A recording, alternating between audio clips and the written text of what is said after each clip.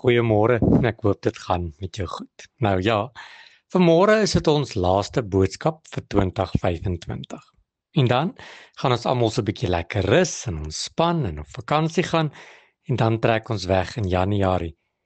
Vol spoed en nuwe ywer en nuwe krag en pak ons die bil by die horings. Daarom wil ek en Martin vanmôre vir jou dankie sê dat jy in hierdie jaar na elke boodskap van ons geluister het. Dit was vir ons baie vreugde en genot om dit bymekaar te sit en ja, ons glo dat hierdie boodskappe ook vir jou iets beteken het omdat dit gelei en geïnspireer is deur die Heilige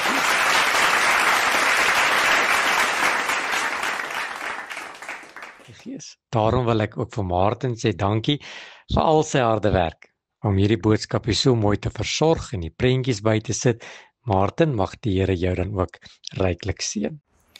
Môre pastoor, net van myself en elke luisteraar daar buite, wil ons ook net van die geleentheid gebruik maak om vir jou dankie te sê vir elke inspirerende boodskap wat ons ontvang het. As ek dit reg het, is ons baie naby aan 500 boodskappe al wat ons gemaak het. So van my kant af en elke luisteraar daar buite wil ons vir jou sê baie dankie vir die tyd en die opoffering wat jy doen, sodat ons elke dag kort inspirerende boodskapie van jou kan ontvang, wat natuurlik gelei is deur die Heilige Gees. Mag die Here ook vir jou en jou gesin seën in hierdie tyd en mag julle soveel geseën word met sy goedheid en sy guns en sy genade.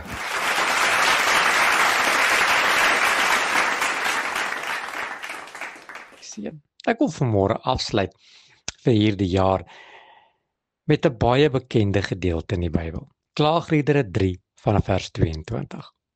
Dit verbaas my altyd dat klaagliedere nogal 'n positiewe vers of twee kan in hê. Nou hoor gou wat sê die vers. Hy sê, dit is die goedertierenheid van die Here dat ons nie omgekom het nie, want sy barmhartigheid hou nie op nie. Dit is elke môre nuut. U trou is groot.